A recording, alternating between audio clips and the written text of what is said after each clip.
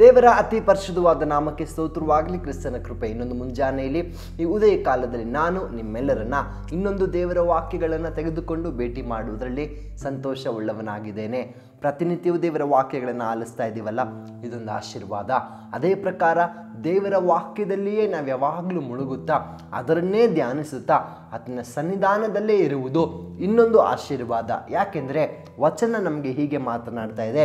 ಕೀರ್ತನೆಗಳು 37ನೇ ಅಧ್ಯಾಯದ 4ನೇ ವಚನ ಹೀಗೆ ಹೇಳ್ತದೆ, ಆಗ ಯೆಹೋವನಲ್ಲಿ ಸಂತೋಷಿಸುವಿ ಮತ್ತು ಆತನು ನಿನ್ನ ಇಷ್ಟಾರ್ಥಗಳನ್ನು ನೆರವೇರಿಸುವನು. ಪ್ರಿಯ ದೇವ ಜನರೇ, ನಾವು ದೇವರ ಸಾನ್ನಿಧ್ಯದಲ್ಲಿ ಹೆಚ್ಚಾಗಿ ನಾವು ಸಮಯ ಕಳೆಯುತ್ತಾ ಸಂತೋಷದಿಂದ ದೇವರ ಸಾನ್ನಿಧ್ಯದಲ್ಲಿ ನಾವು ಸಂಭ್ರಮಿಸುತ್ತಾ ದೇವರ ವಿಷಯಗಳಲ್ಲಿ, ಕರ್ತನ ರಾಜ್ಯದ ವಿಷಯಗಳಲ್ಲಿ ನಾವು ಯಾವಾಗಲೂ ಸಂತೋಷಿಸುತ್ತಾ ಅದರಲ್ಲೇ ಆನಂದಿಸುತ್ತಾ ಇರುವಂಥ ಒಂದು ಆಶೀರ್ವಾದ ಏನಂದರೆ, ನಾವು ಆತನಲ್ಲಿ ಸಂತೋಷಿಸುವಾಗ ಆತನು ನಮ್ಮ ಇಷ್ಟಾರ್ಥಗಳನ್ನು ನೆರವೇರಿಸುವವನು. ನಮ್ಮ ಆಸೆ ಬಯಕೆಗಳಲ್ಲಿ ಹೇಗೆ ದೇವರ ಕೈಯಿಂದ ಪೂರೈಸಿಕೊಳ್ಳುವುದಂದರೆ, ನಾವು ಕರ್ತನಲ್ಲಿ ಯಾವಾಗಲೂ ಸಂತೋಷಿಸುತ್ತಾ ಇರಬೇಕು. ತಿರುಗಿ ಆತನ ವಚನಗಳಲ್ಲಿ, ಹಾಡುಗಳಲ್ಲಿ, ಸಂಗೀತಗಳಲ್ಲಿ ನಾವು ಸಂತೋಷ ಪಡುತ್ತಾ ಇರುವಾಗ ಒಟ್ಟಾರೆ ದೇವರ ವಿಷಯಗಳಲ್ಲಿ ನಾವು ಯಾವತ್ತೂ ಕೂಡ ಡ್ರೈ ಅಂದರೆ ಮುಖ ಸಪ್ಪಗೋ ಅಥವಾ ತಣ್ಣಗೆ ಆಗದಂತೆ ಯಾವಾಗಲೂ ಸಂತೋಷವಾಗಿ ಹಚ್ಚ ಹಸುರಾಗಿ ನಾವು ಸಂತೋಷವಾಗಿ ಇರುವಾಗ ದೇವರು ನೋಡಿ ಏನು ಮಾಡ್ತಾರೆ ಗೊತ್ತಾ? ನನ್ನ ಮಗನು ತನ್ನ ಜೀವಿತದಲ್ಲಿ ಎಷ್ಟೇ ಸಂಕಟಗಳು, ಎಷ್ಟೇ ಒತ್ತಡಗಳು, ಎಷ್ಟೇ ಅವಮಾನಗಳು, ಎಷ್ಟೇ ಚಿಂತೆ ಯೋಚನೆಗಳಿರುವುದಾದರೂ ನನ್ನ ರಾಜ್ಯದಲ್ಲಿ ನನ್ನ ಮಗನು ನನ್ನ ಮಗಳು ಇಷ್ಟು ಸಂತೋಷಿಸುತ್ತಾ ಇದ್ದಾರೆ ಅಂದರೆ ಆತನ ಮನಸ್ಸಿನ ಇಷ್ಟಾರ್ಥಗಳನ್ನು ನೆರವೇರಿಸೋಣ ಅಂತ ಕರ್ತನು ಮನಸ್ಸು ಮಾಡುವಂಥವರಾಗ್ತಾರೆ. ಹಾಗಾಗಿ ಏನೇ ಒತ್ತಡಗಳು ಜೀವಿತದಲ್ಲಿರಲಿ, ದೇವರ ಬಳಿ ನಾವು ನಮ್ಮ ಗೋಳನ್ನು ಯಾವತ್ತೂ ತೆಗೆದುಕೊಂಡು ಬರೋದು ಬೇಡ. ಆತನನ್ನು ನಿತ್ಯವೂ ಸಂತೋಷದಲ್ಲಿ ಆರಾಧಿಸುವಾಗ ವಚನ ಆಶೀರ್ವಾದವಾಗಿ ಹೇಳ್ತಾ ಇದೆ, ಆಗ ಯೆಹೋವನಲ್ಲಿ ನೀನು ಸಂತೋಷಿಸುವಿ, ನಿನ್ನ ಇಷ್ಟಾರ್ಥಗಳನ್ನು ಆತನು ನೆರವೇರಿಸುವನಂತ. ನಮ್ಮ ಇಷ್ಟಾರ್ಥಗಳನ್ನು ಹೇಗೆ ದೇವರ ಬಳಿ ಹೇಳ್ಕೊಳ್ಳೋದಕ್ಕೆ ಸಾಧ್ಯ?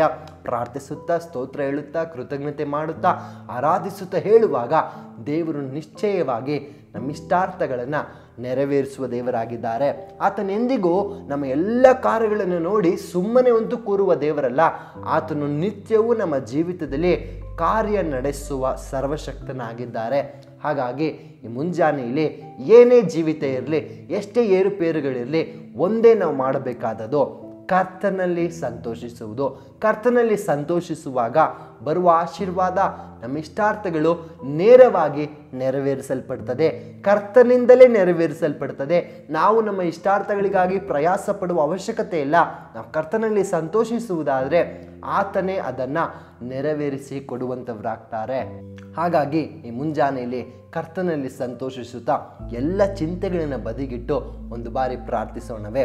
ಪರಿಶುದ್ಧಾತ್ಮನಾದ ಕರ್ತನೇ, ನಿಮಗೆ ಸ್ತೋತ್ರ. ಅಪ್ಪ, ನಿನ್ನ ವಚನ ಮಾತನಾಡಿದ ಹಾಗೆ ಹೌದು ಅಪ್ಪ, ನಾವು ನಿನ್ನಲ್ಲಿ ಸಂತೋಷಿಸುವಾಗ ಅಪ್ಪ ನೀನು ನಮ್ಮ ಇಷ್ಟಾರ್ಥಗಳನ್ನು ನೆರವೇರಿಸುವ ದೇವರಾಗಿದ್ದಕ್ಕಾಗಿ ಸ್ತೋತ್ರ.